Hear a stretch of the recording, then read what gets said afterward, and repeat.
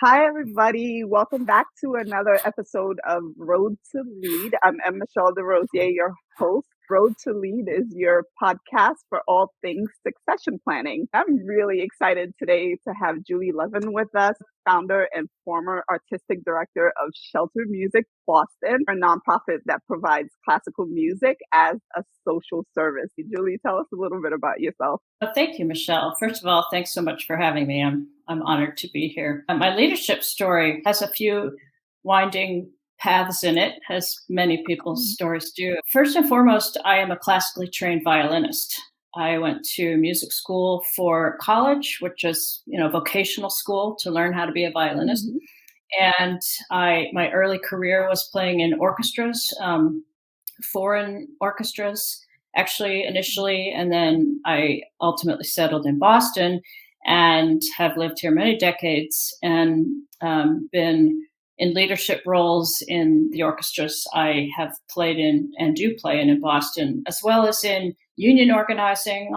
Classical musicians are members of the American Federation of Musicians, which is AFL-CIO. So I've been very involved in a number of collective bargaining agreement initiating collective bargaining agreements for two of the orchestras I've played in. So I have a labor background, artistic background, and in recordings I've done have been Grammy nominated. So I've been very lucky to have professional success with wonderful colleagues here in Boston and across the country. I do travel some to play in other groups around the US and have also had the honor of traveling with the Boston Pops, which is very well known locally and nationally. We've traveled internationally. So I'm thrilled I've been able to have a successful career as a violinist. 11 years ago, I was looking around for a way to unite my professional career with my growing desire to do work for social change and social justice. And I read an article about a violinist in New York, Kelly Hall Tompkins, who occasionally was playing classical music in homeless shelters in Manhattan. And I looked at that. It was a New York Times article. I looked at that article and I thought, we need that in Boston.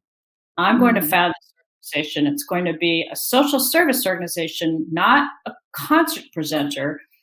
And the social service we're going to present will be concerts. And I thought a university has a string quartet in residence, so why shouldn't a homeless shelter or a substance recovery center have classical musicians in residence as part of the community to bring what music can provide?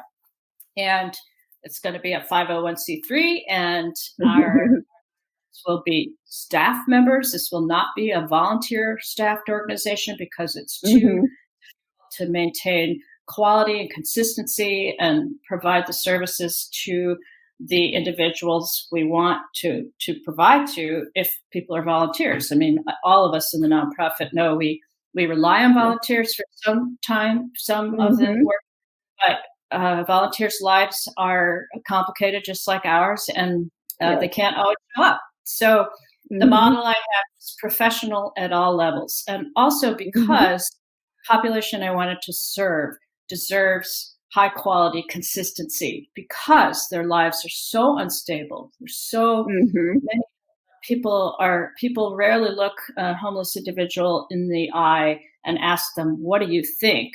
Because assumptions and just, it's a very complex issue, of course. And my idea is let's offer music as to welcome people into something of beauty and complexity and let them know if you don't like it, that's okay. We're just interested in what you think about it. And it turned out that was really key because, as I just said, rarely does someone who's facing homelessness get asked, what do you think about this? And that really opened doors to conversations, to interaction between guests in shelters who found each other, realizing before that this one or that one both liked this kind of music and had different things to say about it, as well as shelter staff were thrilled because people were very calm during the concerts and often were relaxed and rested better, which of course, and ultimately we were able to monetize that fact in funding Mhm. um, applications, because a more relaxed person who gets a better night's sleep has a better chance at their job application the next day, working with Yeah. advocates, or the employment they already have, because many homeless individuals do have one and two jobs. So uh, Mhm. it was just win-win throughout, Mhm. for in a way of changing an environment for the time we were there to provide Mhm.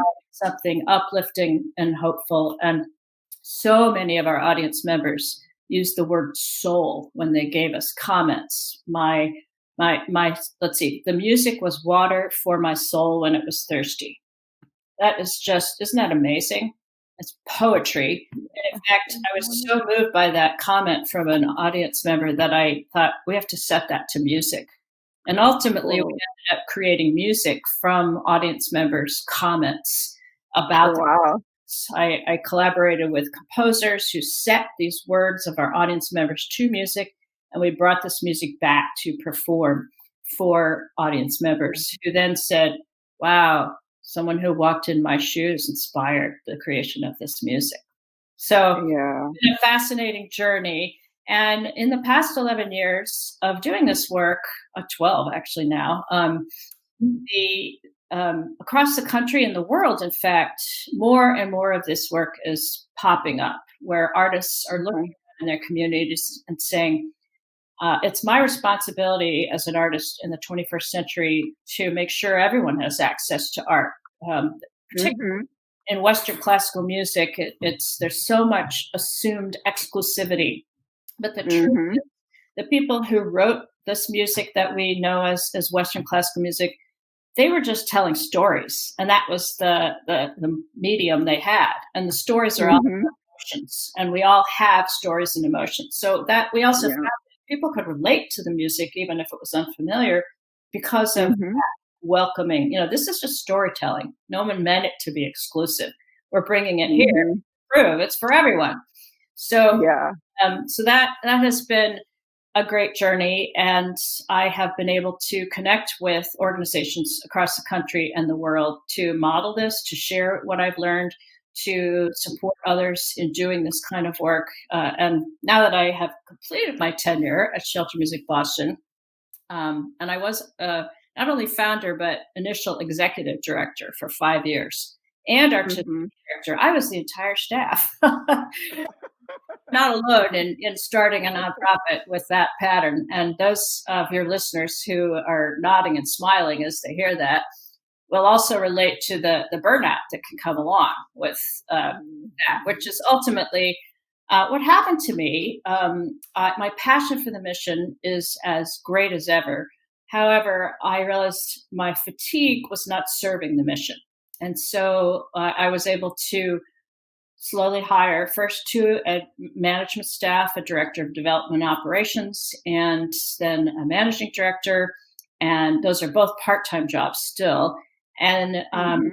just not quite a year ago, I handed over the artistic director position to a phenomenal colleague who, it's my dream that he'll take the organization beyond anything I envisioned, and make it even greater and have more impact and reach more people. So um, that's a bit of my leadership story for up to today. If you see me looking down, I'm just taking some notes. No problem. One of the reasons why I love your story so much, first of all, the mission of your work, as someone who has a very creative brain. I'm a writer, not a musician. There's always this space of beauty in creativity, beauty in art.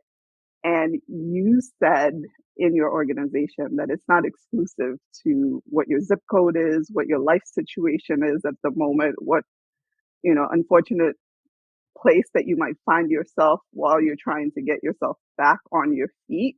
You deserve as much beauty in the world, whatever that space is that you're in, as anybody else who can afford it. I think the mission of your organization, recognizing the value in humans was Mm. something that connected with me very much. And one of the reasons why I thought it would be great to have you here and to just share your mission and your story. It's an honor to hear that because, of course, that is always compelling me and has always compelled my work. And it's great to know. I mean, we've only just met Yeah. via email and now in person online, and it's really thrilling to know that it comes through. And that as you Hmm. looked over the material online and what was available, that you could embrace that message. So I'm thrilled to hear what you're reflecting. Made my week. Created that space. Feedback that you've received from the Mm, participants who are attending is a reflection of another yeah. piece that you were just talking about was respecting voices. It seems crazy to think that, oh, somebody asking someone a question about how they're feeling about something, what they think about it, like, well, that happens all the time, but does it? Right? Youth voice, especially youth in marginalized communities, very rarely, and I think it's not only them, but also just as an age group, very rarely do we turn around and ask a younger person their thoughts and actually with the explicit intention of valuing what they have to say and actually putting into action as opposed to just giving lip service, right? So I think the idea of respecting people's voices and knowing that they have something of value to say, especially when you're in a place where you're probably coming in, they probably see somebody who's in a social economic status that's much more different than what they're in right now. It would have been easy for them to, okay, there's another person who doesn't understand me. And then your organization stood back and said, no, we want to hear from you. And I absolutely love that. Thank you. I just have to share with your listeners a gentleman at Pine Street Men's Inn. Pine Street Inn is the largest provider of services to the unhoused population in the state of Massachusetts, and they do a fantastic Mhm. job at so many levels. And the emergency shelter inn was where we were playing our concerts. And this gentleman came up to me after we played a piece for violin and viola, two voices only, written by a Mhm. 20th century composer. So not the typical easy kind of melodic construction for a work. There's dissonance and rhythmic jarring rhythms.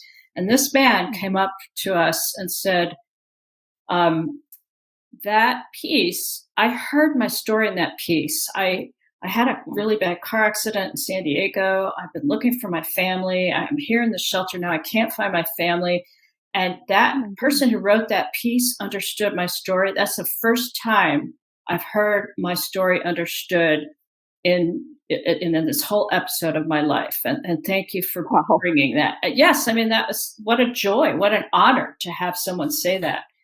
Yeah. And because also music is so personal that we always Hmm. say whatever story you hear in this is just right because it's what you hear. That's the thing. It's not right Yeah. or wrong, and you could hear Artist this subjective. story, Yeah. that story, the person next to you hears the opposite. You're both absolutely right because it's yours, it's Yeah. personal. So, and there was actually a young man in a Caspar emergency shelter, which is a very challenging environment. All of the guests sheltered there are struggling deeply with substance misuse. And Mhm. this young man, who I had not seen there before, our program delivers, when we were delivering live, it was once a month. As I said, the idea was a music ensemble in residence. So once a month, on third Tuesday, we're at Caspar Shelter at 6 o'clock for a concert. Mhm. And this young man came in and I was sitting in the audience. I wasn't playing every piece that night. And we started to chat. And he said, at the end of the concert, he said, I think you might have saved a life with this concert because I was so angry and frustrated when I came Oh in my here. goodness. I didn't know what I was going to do. And I have to tell you that in that shelter, almost every concert, we see an ambulance come while we're playing and take Mm. someone off who has OD'd. And once it was even Wow. twice during a concert. And this is an environment that is Yeah. serving people really struggling. And it's that Mhm. particular environment is we want to meet you where you are, and we want to invite you Mhm. to take steps towards sobriety, but we see where you are, and you're welcome here. Yeah. So So for someone to say, when I went to music school, I thought, well, thank goodness people are prepared for med school because they can save lives. I went to music school, and then this young man said this to me. It's one of the treasures of my career that he Yeah. gifted me with that response, and he trusted me enough to even say that to me. So, yeah, it's just the work. It really has changed my life, and I'm honored to have served, to have created it and served to this extent. And I'm still very much involved in the organization as a performer and as a board member. Can't let it go. I call it Opus 2. I have a daughter. She's Opus 1. And Shelter Music Boston, the second thing I gave birth to, is Opus 2. All have fledged right now. Yeah. But we hope for the best and remain involved in our great creations, hopefully. Actually, a really great transition because I was curious about two things. One, what that transition for you was like from being an ED and being in the day to day and then having to transition to the board.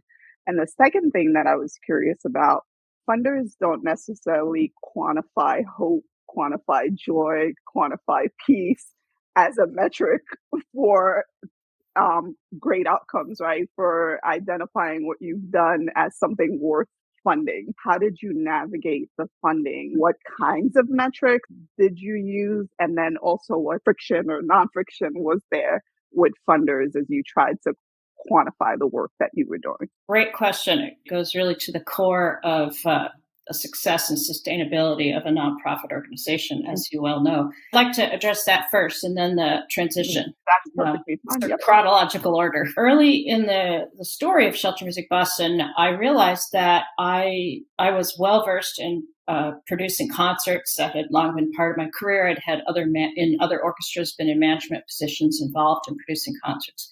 But I didn't have a broad sense of the skill set to support a nonprofit organization through all the many different topics besides program delivery that one needs to address. So I actually spent a year at the Boston University School of Management in a terrific program for already working nonprofit managers and leaders. And it was a sort of broad survey, best practices throughout the nonprofit world. And we had fantastic professors. It was a terrific program. And it also connected me with many other people working in mission-driven work throughout the region, not just Boston, but there were students in my program from throughout New England. And so I built a lot of relationships that way, which of course we know is very important in the nonprofit world. I learned a lot from peers who were doing other kinds of mission-driven work, because of course there's always that parallel in mission-driven work. We want to make the world a better place. We want to serve something. We want to change, improve a situation we see as problematic or unjust. And so in that program, that it was pounded into my head that you need some really reliable metrics to get in front of funders, including quantitative and qualitative. But you got to have some statistics, you got to have some numbers, you got to have some spreadsheets, flow charts, and stuff that certain funders want to see. Not all, but certain. And so I struggled with that. I remember talking with my professor about it, saying, like, the work I'm doing, not very many people are doing it. So I don't really have models of what to gather, what metrics to gather. And ultimately I settled, and also I have people who don't speak English. I have all the people I'm serving are afraid of paperwork, because if they fill out a form, something bad usually happens to them. So, respecting all of these challenges, like, how can I offer them a way to document their own experience that I can then use to keep the program going, to show to funders. So what I settled on initially was what I call the smiley face survey. It was a smile, a neutral face, and a frown.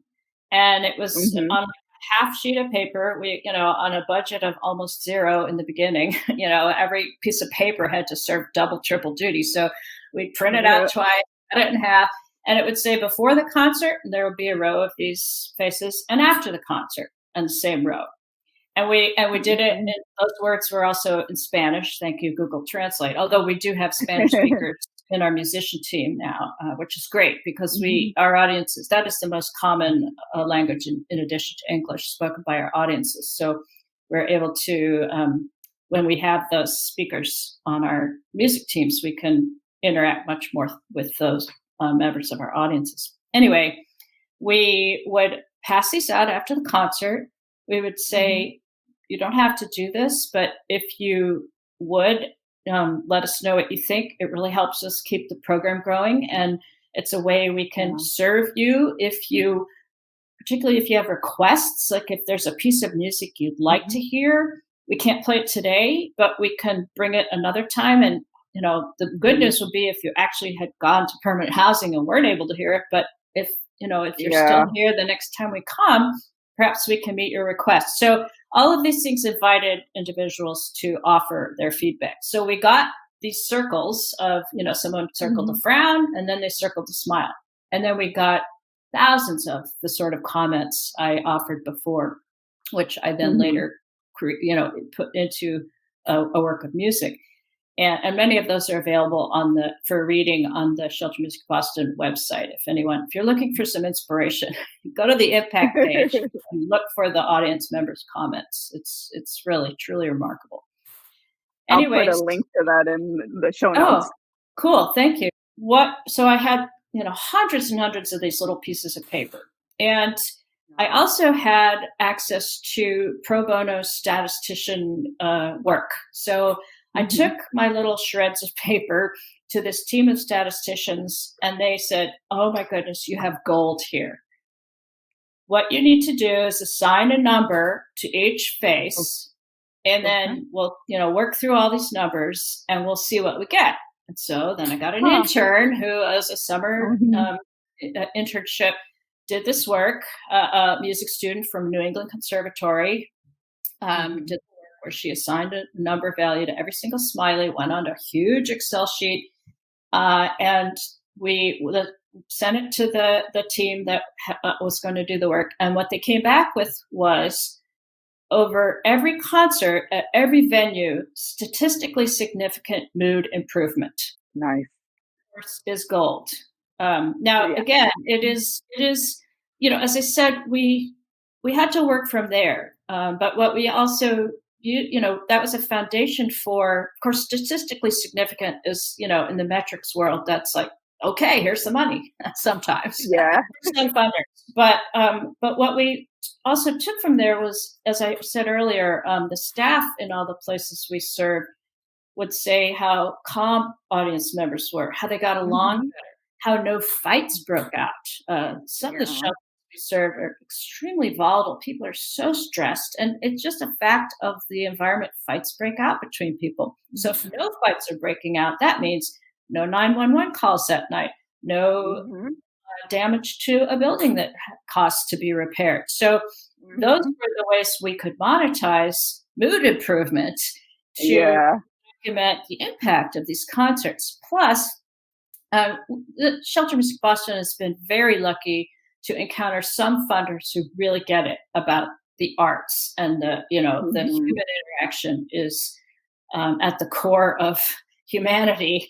And so with some of those statistically significant metrics, along with all of the qualitative work documenting what staff and audience members have said, we were able to go from I started with zero, which I always, when I tell people, when people ask me, what do you advise? I said, don't start with zero, get a grant first. We went from zero to, within 5 years, we achieved a foundation grant for $250,000 over 5 years. We went from zero to funding from the National Endowment for the Arts, as well as the State Cultural Council and all the different cities' cultural councils. Like, we work in Boston, we work in Cambridge, so each one of those municipalities has their cultural council. And of course, did all the requisite work to nurture individual funders by inviting people to volunteer in our program. We could take one volunteer, take someone to a concert, and they would pass out the programs, help us pass out the surveys, and individuals would see this work in action and just be so moved by watching the change. You feel the physical change in the environment. You feel the tension in the room, and you see shelter guest shoulders relax. You see them slump a bit in their chair because they're relaxed and they're nodding. Some people get up and dance, which is such a sign of joy, energy. So I have to say that along the way, implementing my smiley face survey, because I was able to do this kind of documentation that met a statistical metric, Mhm.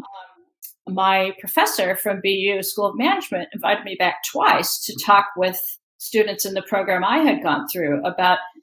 creativity in creating metrics. And, Yep. you just never know until you try it. And so Uh, don't be afraid to try something.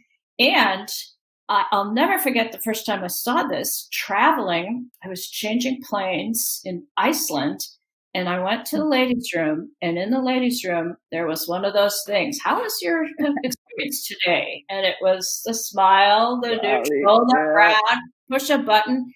And when I came back from that trip, I went online and looked at that corporation that was utilizing that Uh-huh. tool, and they're serving global 500 companies. I mean, the largest corporations are using Mhm. the smiley face. I seen it at my doctor's office in the radiology. How was your experience at radiology? Uh-huh. So, initially people thought it's kind of simplistic, but then lo and behold, smiley faces Uh-huh. are everywhere because it's so simple. So, again, Mhm. what I encourage is simplicity in metrics creation and gathering, because complexity can be so obfuscating, and there's so much of Mhm. that. There's too much of that already, and the work are demanding. Like, who needs anything that takes more time and energy to understand? Smiley face survey was very successful, and then we did play with it a bit. We kept the smiles, but we added a little more text, some words. How did Mhm. you feel before? Angry, depressed, low energy. How do you feel Mhm. uplifted, happy, things like that. And again, it was a different approach, and that was in Spanish as well. And people would often, actually, it would be the same. Of course, it would be unfair to offer them with that, it'd be the same words all the way across, the Mhm. negative and the positive in each line. And again, it was going from negative feelings to positive feelings. Yeah. So it's been very interesting, and that also was analyzed by the statisticians that I was so lucky to have access to for pro bono work. So Mhm. yeah, so the metrics, and I when I mentor particularly young musicians or other professionals trying to do this kind of work, I say you must Mhm. document every single thing you do. Get Yeah. words in the hand. It's great if Mhm. you write it down, but get your people you're serving to write it down. And Mhm. a colleague in Chicago did this, and she sent me a copy of one. She used a smiley face, and she sent me a Yeah. copy of what she got back from one of her audience members, where she's playing concerts in a soup kitchen, and one of the people Okay. wrote that the music staved off suicide Whoa. on Okay. a little smiley face. So that, and I use that in my own metrics because I want to emphasize, I want to share resources. I don't want to keep all my Right. ideas, just Absolutely. for me. I want other Yeah. people to benefit from this if it's working. And so, that was such a great example of the power of sharing resources. Mhm. That's kind of the metric story. And yeah, it's been great. And as I said, making some of those comments into music was also a fantastic Right. journey. And that you can find that on our YouTube channel. Actually, it's the name of the piece is "Water for My Soul," and Water it's from and it's on the Shelter Music Boston YouTube channel. It's 5 short pieces that are collated into one suite of music. Each Mhm. one, 4 of them with text that was created by the audience members we serve. And one is a violin solo because I asked a composer to write something just for me to honor Mhm. my relationship with this work. So I have a piece that that I always have, and of course has been shared with our audiences, that it did result from interaction with audiences because that composer used some of the rhythms that she heard in people's Oh, comments. And okay. very funny. One gentleman said, "I want some boom, boom, boom in this piece." So the composer asked me to stomp on the floor with my foot while I'm playing. Oh my So goodness. yeah, Okay. just creative and fun, and respecting the Mhm. request of one of our Yeah. collaborators, because we did these Mhm. collaborative workshops to create that piece. So again, and a great use of the qualitative documentation of the Yeah. program. It's really fun to let things unfold. Actually, that has been Yeah. a big impetus for me in this work. Is let's try it. I am a risk taker. You Yeah. have to start an organization like this, Mhm. but you don't know until you try it. And we have had some failures, and I have learned a lot from the failures, Mhm. experiments that failed, and then, in fact, informed an improvement of the program, Mhm. so that later a new version of that aspect of the program could be implemented and ultimately be successful. So, that's what you get with a risk taker. You get rid the risk taker, the taking risk, but it's the kind of focus on why are we overcomplicating things? Want to know how they feel?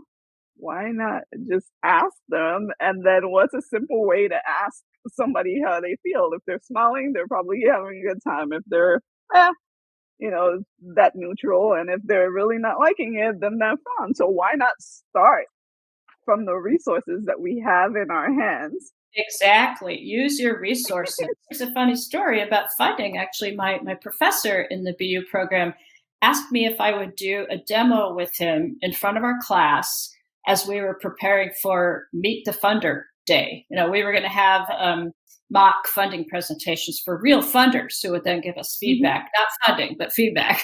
Yeah. um, However, so he asked me if I would be willing to do that. And I said, well, sure. I'd be thrilled to do that. And the class is 45 people, and Mhm. so I said, and of course I'll play my violin. And he said, play your violin. No, we're gonna do like a present to the funder. And I said, well, you're always telling us to use our resources, and that's my biggest Mhm. resource. And so I'd like to try it if it's okay with you. I'd like to try it. And he said, well, okay, we'll give it a try. And so I prepared something that was a verbal dialogue with him, where I also illustrated with short musical excerpts. Okay. And um, and then he could, sort of grill me like a funder would grill an Yeah. applicant. And it went quite well. And at the end, after it was done, a number of my classmates came up to me and said, "I wish I had a violin for when I did funding presentations." It Because it was probably wouldn't sound as great with yours. Well, of course, if music is what you're providing, you don't need to talk. You just need to play the music, because it speaks much louder than any description of it. So, and I have when Shelter Music Boston acquired that $250,000 5-year grant, my team, my development director and managing director, had created all the paperwork and the charts and the numbers and all that. And then the three of us went downtown Boston to the, 28th floor of some fancy building, to a boardroom, and met with the three trustees. And they asked a lot of Mhm. questions. And then I said, well, I'd like to demonstrate the program and what happens for you. And I played the violin. I played a solo piece by Bach, 17th century composer. Life is really different from our 21st century lives. Mhm. And they got it. They felt.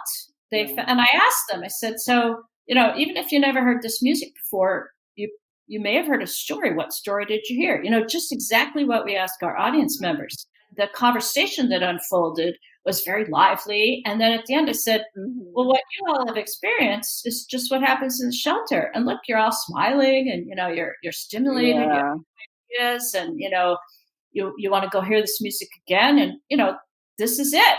This is our program." Uh-huh. You're So bringing it to life for them, right? absolutely. Well, music speaks much louder than a description of music. So that Mhm. was successful. That was great. Um, and I have always done that. At When it's at all possible, I will play at a Yeah. funding presentation. Or, I mean, yeah, throughout this whole time, I pull out the violin. Mhm. In fact, at one point I won an award for the work in the city of Boston, and the mayor of Boston, Mhm. who was Marty Walsh at the time, is now the Secretary of Mhm. Commerce. Marty Walsh had just started as mayor, and I thought, well, I'm going to play my violin for the mayor. And so Welcome. at the ceremony, each of the five of us who were receiving this award had a few minutes Mhm. to talk about our work and be grateful to the audience. And so I Mhm. said, I just want to show you all what this work really is about. And I played for maybe 30 seconds, because I had 2 minutes. I don't want to Yeah.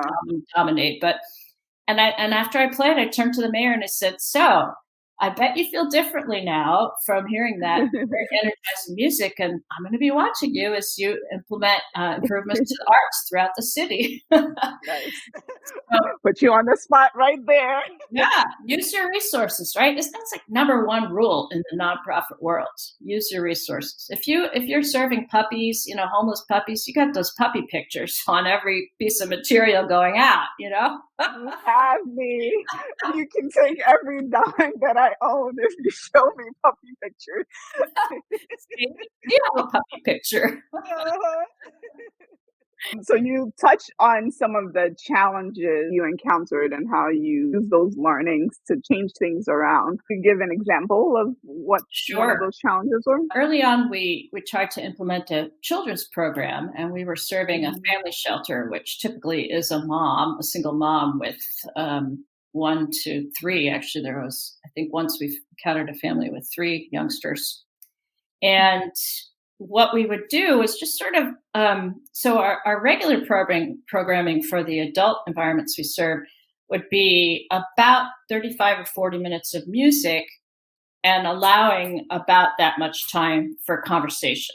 So Mhm. we would allow overall 60 to 90 minutes to be in the shelter when we visit. So there was always room for, if people want to talk more, we're there to talk about the Mhm. music. Or if people are tired and, that's it, we're out of there. Mhm. So with the children's program, we would use the same music, but shorter examples, and you just can't present the same content to children and expect them to engage. And also, it was a wide Yeah. range. We had infants to 10-year-olds, so that's a challenge Okay. for anybody Yeah. programming for youth. That because the developmentally so different, the needs are really Mhm. different to actually be Yeah. able to engage that age group. And so we kept, tweaking and this, and we would bring little percussion instruments and see if some of the older kids could do the rhythms with the music. And it just wasn't taking off. And Mhm. so I said, you know what? It's too expensive. We can't pay the musicians if we're only getting one mom and 2 babies in here. It's a Mhm. shame. Those 3 individuals would be benefiting, but we cannot continue this program. So I pulled the plug Yeah. on that and continued to think about it and realized um, that program needs to be overseen by someone with more early childhood education background. And Mhm. ultimately, that's what we did. It turned out Okay.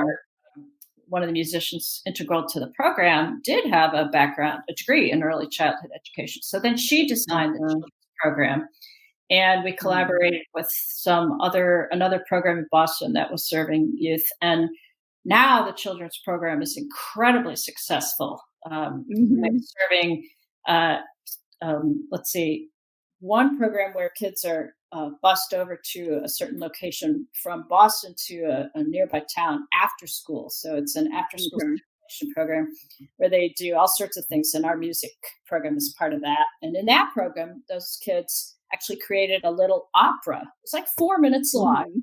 but over a period of 6 weeks, They they created. wrote, Wow. wrote a little story, and Okay. the musicians worked with them to create a couple little tunes that went with it, and then they performed it. So, that again, that's a great project for over time working on something, be proud of what you accomplished. Yeah. Um, so now that program is really thriving, and I'm thrilled. And I've had less to do with it, which was also learning. Like I can't do all these things. Like you got to have somebody who's much more skilled in that kind of program Mhm. delivery to oversee that program. So that was a great piece of learning, and I'm thrilled to see Mhm. how well it's doing now. We have and the person who initiated it has moved on, and now the second person who oversees it, just full of creative ideas and putting all Mhm. sorts of instruments and musical genres in front of the kids, and the kids are Yeah. jumping up and down and asking questions, and really exciting. So that was a good piece of learning. Something else that you said earlier about your burnout and not being able to carry everything. I don't know if you've ever seen In Living Color. It's an old show, and there was the family who were the flight attendant, they were the pilot, they were the all those things, right? Which is Yeah, nonprofit, that you're all the things. yeah, it's But not when really you're straight. all the things, it's not sustainable for you and it's not sustainable long term for the organization. You can talk a little bit about when you made the decision to transition out of the day to day and move to the board. Sure. What was that process like for you, and what did you learn from that process? I actually have always been on the board. So Mhm. there's that, sort of crossover. It often happens Mhm. with small arts based nonprofit orgs. Um, but of course, the board now, it's maybe we're up to 12 people. It's a healthy board. And so my voice is one of 12. It's certainly not, Mhm. the dominant voice by any means. So when I realized that I wasn't joyful about the artistic work I was doing, which had Mhm. always brought me joy because I could really implement my creativity. And we had some very unusual projects that I'm proud of, and were extremely stimulating to me and well responded to by the audiences that we presented to. And I realized Mhm. I'm not taking joy in this. I'm feeling so burdened by it. And I'm an artist. Like, this is not right. Mhm. This really doesn't serve Yeah. the mission.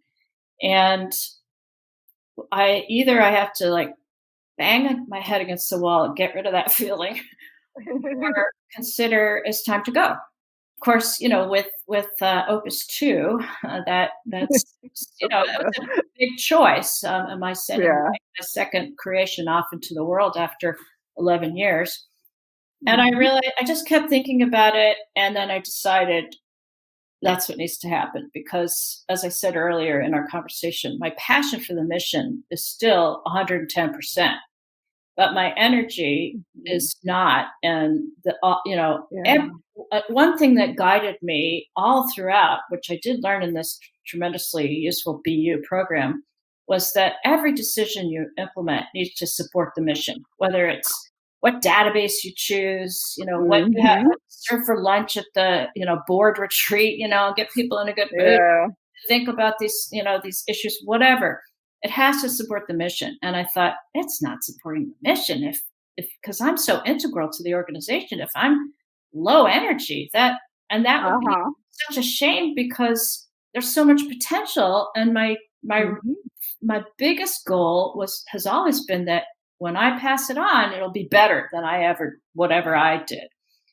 And Yeah. so, it's a reckoning moment. And it was December 2019, when I told the board chair before a board meeting, I said, you know what? It's time to start looking for the next artistic director. And Mhm. my goal would be, in October 2020, which would be our 10-year anniversary, we Mhm. will have we will announce the new artistic director. So it will be a 10 Mhm. month. It's a small organization. We don't have to go on a 5-year plan for everything. Mhm. So then, of course, we all know what happened in March of 2020. The world ground to a halt, Yeah. and Mm. I I did not want to bail on my creation. And Yeah. there are all of us on the planet, 7.8 billion of us, are struggling to figure out how do we get to tomorrow, let alone keep our Yeah. organizations alive. And so I Yeah. too, banded together with my team. How can we keep reaching the audiences we serve? How can we keep our musicians working? Mhm. We did the pivot to video, and figuring out how to keep it safe for the musicians. All of that stuff, we've all been through it, Mhm. and that took until about August or September till we had Yeah. we were delivering a program that we felt good about, given the Mhm. circumstances we all were addressing at that time. It was this, we felt like, well, this is the best we can do right now. And then Mhm. again, and then I was, of course, like all of us, even more exhausted from just trying to figure all of that out with the crap Yeah. going on around us. But I realized it's time. So in January of 2021, from all through the fall, we worked on the job description and, Mhm. planning, understanding what did Julie actually do all day, every day. Describe it to post for another applicant to interact Mhm. apply for this position. It was posted early January 21, right? So it was the end of Yeah. 2020. Yeah, 2021. And we had a lot of really great applicants. We have a thriving Mhm. artistic community here in Boston. Even some applicants from outside of Boston, which wasn't realistic because it's a part-time job, and Boston is an expensive city. Anyway, Yeah. by May 1st, we had a new artistic director. And Okay. so it was, 5 months of going through the applicants. Mhm. The point at which I really participated was as a board member. Once the team had identified 3 finalists, and then the board interviewed the Okay. finalists. And I only had one vote. My vote wasn't counting for five. I had, Yeah, yeah. but the candidate that I was very much hoping would be selected was selected. So I was, Mhm. because as I said earlier, I believe he will take the organization to even greater um, capabilities. And this Yeah. person his name is Adrian Anantalan, and he has long been a disability rights activist. And so Okay. the whole activism piece of the work was Yeah. just very familiar to him. That was just incredible luck. And he's a brilliant violinist. So I'm also excited. Oh, another violinist. So that was a successful search. And then once Adrian accepted the position, I said to him, I want to be at your service. If you want to talk to me often, Mhm. I'm here for you. And if you Mhm. don't want to hear from me at all because you want to figure things out on your own, that's okay with me. Mhm. I didn't want to say, here's how I do it like this. Because Yeah. in fact, his personality is very different from mine, and his Mhm. musical tastes are different. It's actually ideal because there's so much Mhm. change. The Yeah. environment, the organization will change as a result in positive ways. And so initially, Adrian and I met about once a week on Zoom for Okay. an hour, 90 minutes that he Mhm. requested. And sometimes he Mhm. was asking me, brass tacks, like, where on the online files do you find this thing in the music library? Like, how do I find this piece Uh-huh. by a certain composer? Or, Yeah. other details, sort of, um, anyway, things like that, as well as less artistic, but sort of more just the artistic director for Shelter Music Boston, of course, is a big component in the fundraising because Yeah. not in signing the letters and but just um, inspiring the donors to continue to invest. And Mhm. so we talked a lot about that and my style, and he had experience doing that. So Yeah. he wasn't 101 for him. He already had a Yeah. sense of how to accomplish that. And then those conversations tapered off, and I thought, well, that's good because that means he's feeling empowered, and Uh-huh. it was. I went through some ups and downs. First, it was like, oh, what a relief that now, and they're going to do it better. And then occasionally Uh-huh. it was sort of, how come I've never heard from them? Like, they don't need me anymore. Oh. And then I thought, That's honest. I appreciate that. yeah, it is honest. And I'm sure we all go through that. And yet my goal is always like, check your ego at the door, don't bring your Mhm. ego in here. Let's do the work. And so, Yeah. I thought, why aren't they calling me? I thought, that's a good sign, you know? Yeah. Figuring it Mhm. out. I always wanted them to figure it out. The transition, I think, has gone well, at least for me. Mhm. Of course, we would have to ask the other staff members to hear everyone's voice. And I will add that I have to say that one of the big challenges for me in the nonprofit sector is the whole board Mhm. construct. I mean, I'm Mm. down to brass tacks. I think it's an oppressive construct. It's created by the Internal Revenue Service to, Mhm. dot I's and cross T's. And Yeah. so many boards are filled out with people who are not familiar with the work. May not, Mm. profit. So a successful corporate person has a good business sense, and we need that. Yeah. Profit. A nonprofit is a business after all. It's just a different tax form. It We need exactly, yes. Mhm. business savvy, but there are differences between the sectors that often get sidelined, and so many of the conflicts between boards and staff, particularly EDs who have to carry it so much, or CEOs of nonprofits, Mhm. is about a lack of understanding of each other's actual work. I have a friend and colleague here in Boston who was so disdainful of the board structure that when she built her nonprofit, she used a fiscal agent, and she retained. Uh-huh. So she's completely in compliance with the law because the fiscal agent Uh-huh. files the 990, and Mhm. make sure everything is and there's an accountant and all those things are in place, but there's no Yeah. board of directors. And what she brought Oh, into her organization was committees of people who okay. were really interested in the work and Yeah. well equipped to support the fundraising for that particular work, or Mhm. governance of a sort for that particular work, or strategic planning. And her organization has been so successful, and she has retained the capacity for making the program decisions that make Mhm. sense to her. Now, I'm sure Mhm. there are challenges because nothing's perfect. But Yeah. what I really admire in that model is that she has avoided this problem of having to work for people who don't understand the work, which We so don't many understand the word. organizations Yeah. suffer and struggle, and so much time and energy is wasted on that. It is the way it is right now. However, there are starting to Mhm. be options, and fiscal agency is one. It has It's an expense to it. The fiscal agent Mhm. charges a fee for the services, Mhm. but maybe that's a trade-off for Yeah. an organization saving time, money, energy, and staying focused.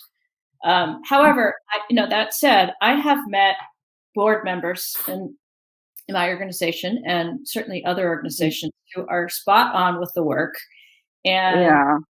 really dedicated, bring their expertise, check their egos at the door when they Yeah. focus on the work. So, Mhm. as I said earlier in our conversation, like, everything's so complicated, and when you get a bunch of people, there's a lot of energy that needs to be managed and Yeah. addressed to get everyone aligned to reach the goal successfully. So those are some of my thoughts, and based on my own experiences in the nonprofit world. And that's just one eensy weensy little tiny drop, because we have over 30,000 nonprofit organizations in Massachusetts. In Wow. Massachusetts, we're a little state. Yeah. So, Yeah. across the country, and ones that based in this country that work internationally. I mean, it's just a vast sector. I did not know about the other model for, Oh yeah, the board, so that's really fiscal agency. interesting. Talked about it early on. Small arts organizations will use it because it's like an umbrella. If Mhm. you don't have to file your own 501(c)(3) status, which of course we know is complicated. Simpler now than when I did. Mhm.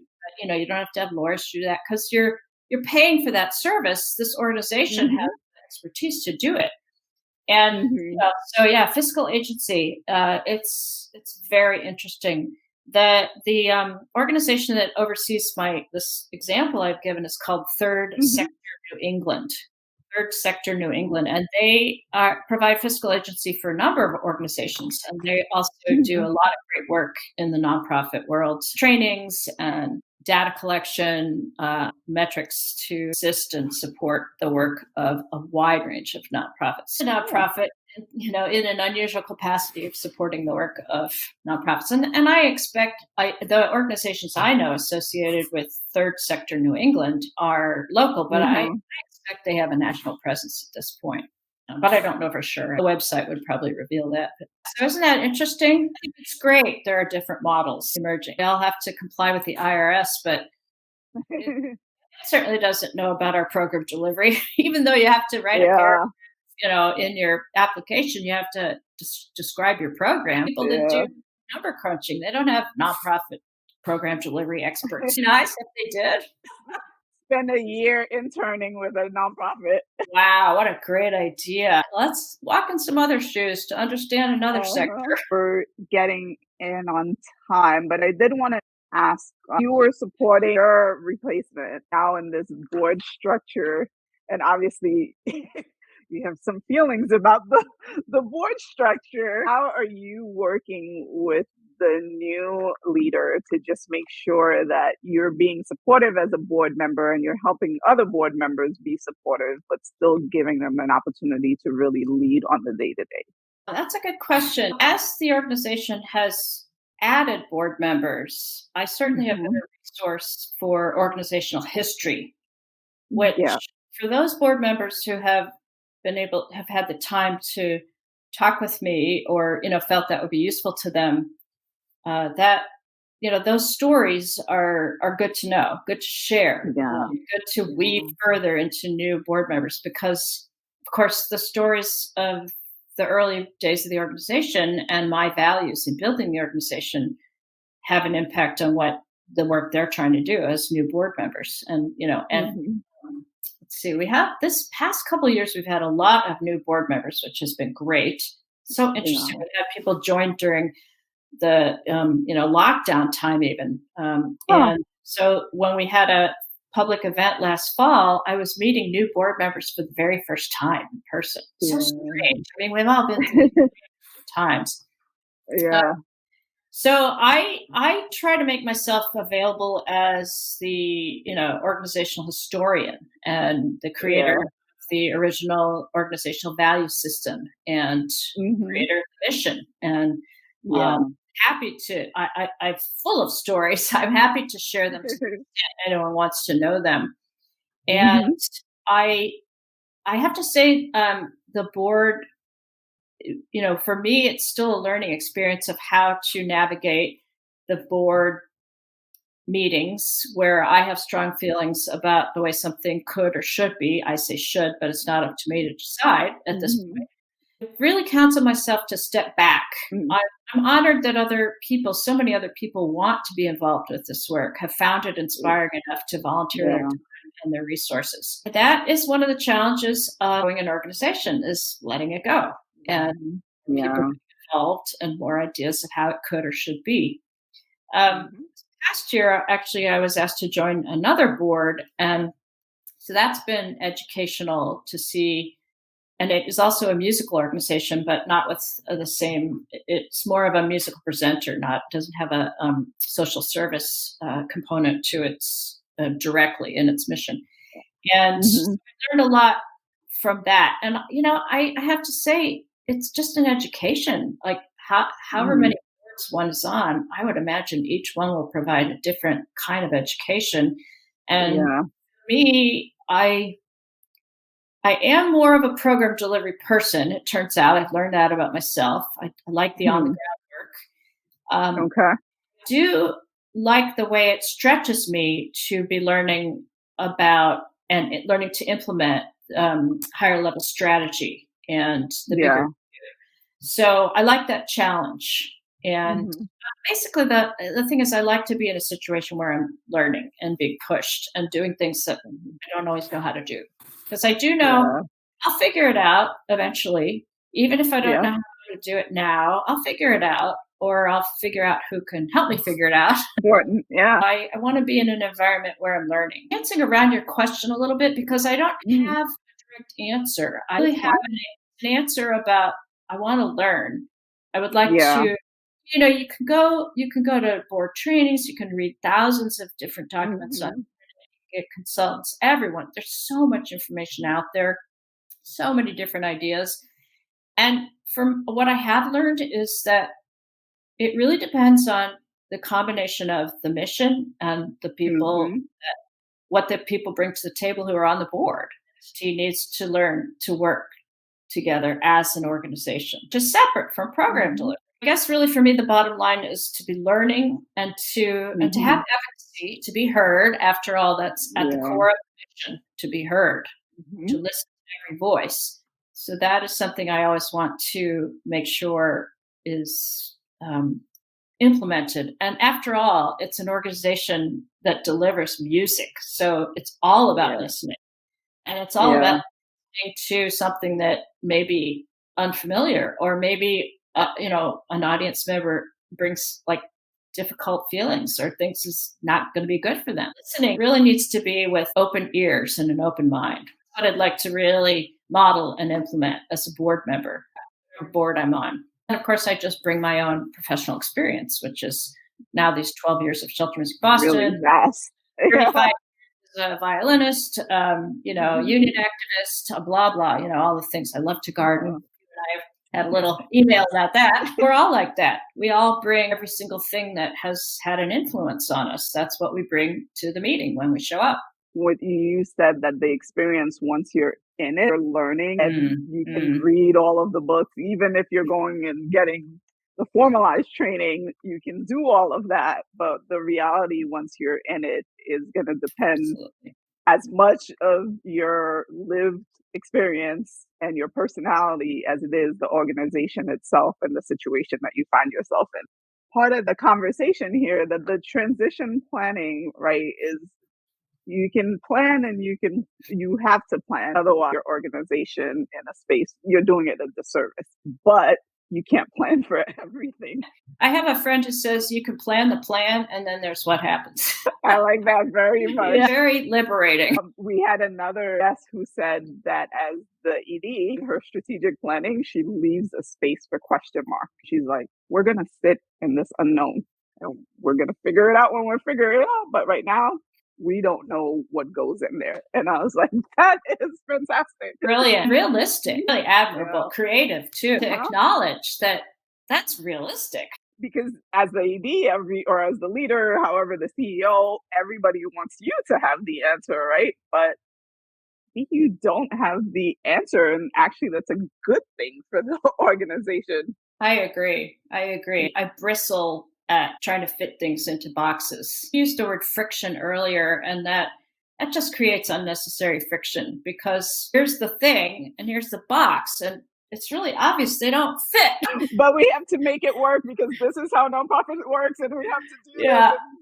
That's where I say, actually, a great moment in my BU program was when one of the mentors of our small group, so that program had fantastic structure. We had the classroom for the first part, the 2 hours, first 2 hours, and lectures and, all sorts of experts. And then we had our small group of 8 people with one person who was skilled in developing this. It was basically a problem-solving curriculum where we all learned to listen to each other's thinking and solve and bring in our workplace problems. But then it was a structure for working through problems. It was so great. And the leader of that small group asked us one day, what is your business plan? Tell me, each of you, what is the business plan for your organization? She got to me, I said, I hate to say it, but it's the make it up business plan, because I made up this organization. It wasn't there. There really wasn't anything like it. I made it up. And, and I don't make up things having to do with the law or the IRS. I am like very strict. Let's be clear. Yeah. I don't want them on my back. I want them getting exactly what they need.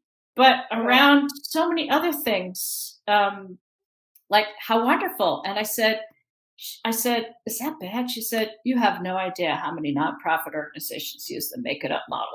Great. Oh, I feel so much better. But it's helpful. Again, you limit yourself from the creativity and the innovation if you're always like, this can only work this way. When you decided to put in a different type of metric than what you had, you could have been like, well, we can't put in any metrics until we have the $1 million to raise to be able to bring in a researcher. You wouldn't have been able to grow. You wouldn't have been able to serve your mission. You had to work with the resources that you had. Exactly. Yeah. And Google. Actually, when I give talks, people say, how did you figure things out? What happens?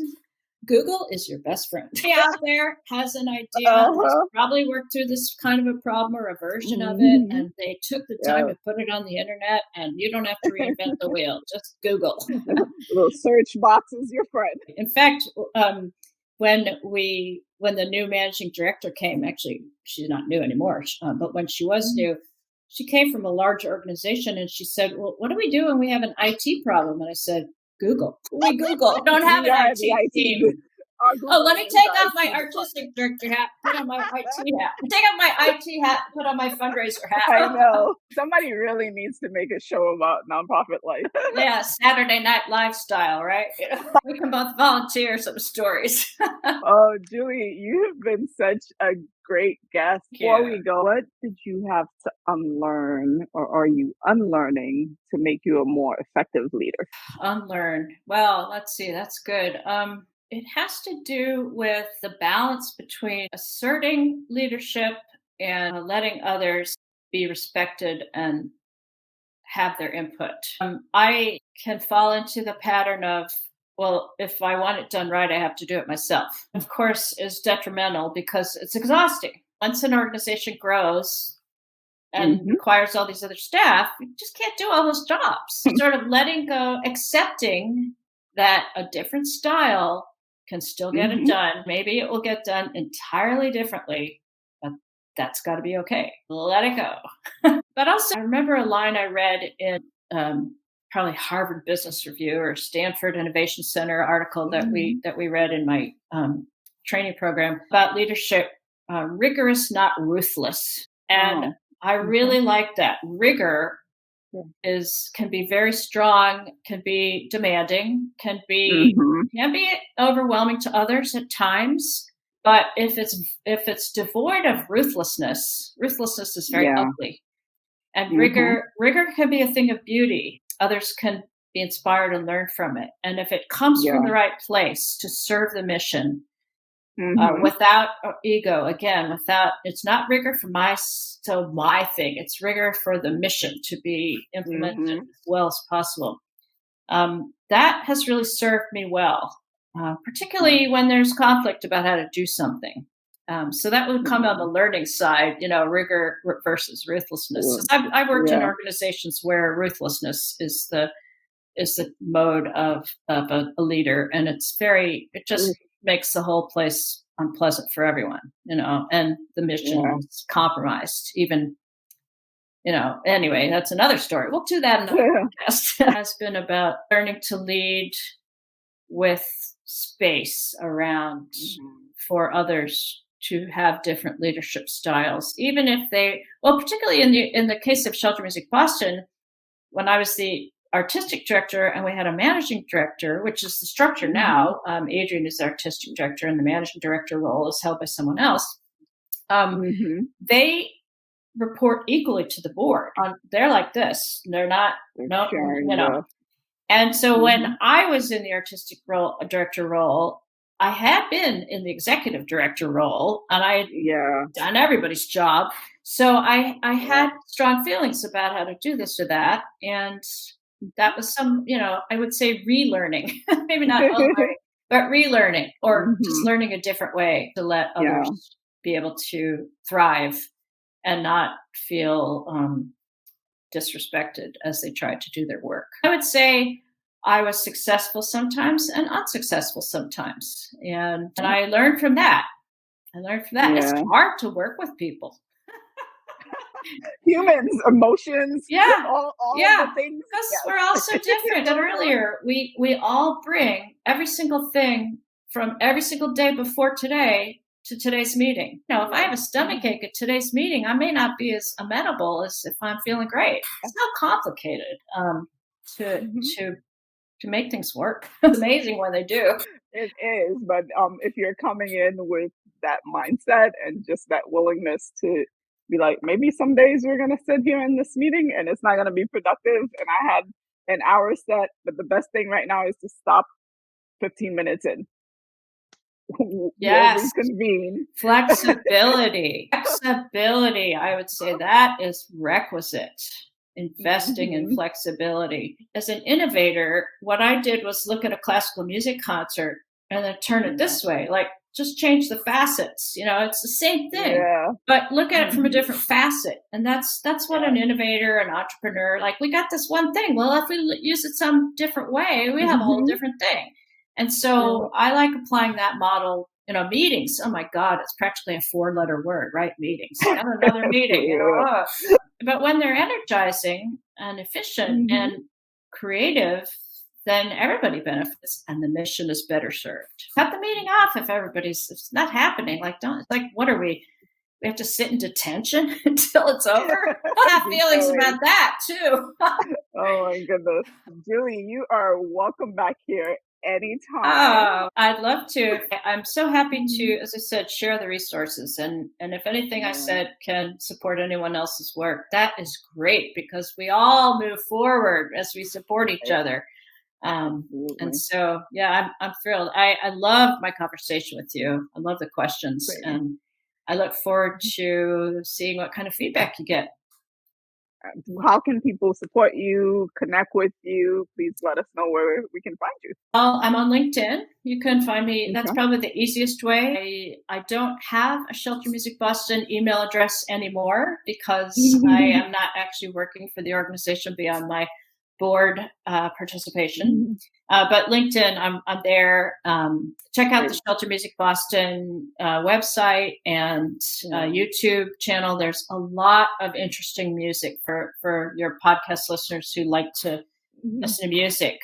We have a wide variety of projects, artistic projects, that are documented on the YouTube and on the YouTube channel. So for anybody who wants to has some spare time and poke around Yeah. on that, people might find something of interest there. Yeah, listening 'cause I was working when I was just learning about you. I was listening to some of your work. Oh, So, thank you. okay, Julie, again, thank you so much. Oh, thank you. And welcome back whenever you are able to make it, Absolutely. I look forward to your next email reaching out. Take Julie. care. Bye.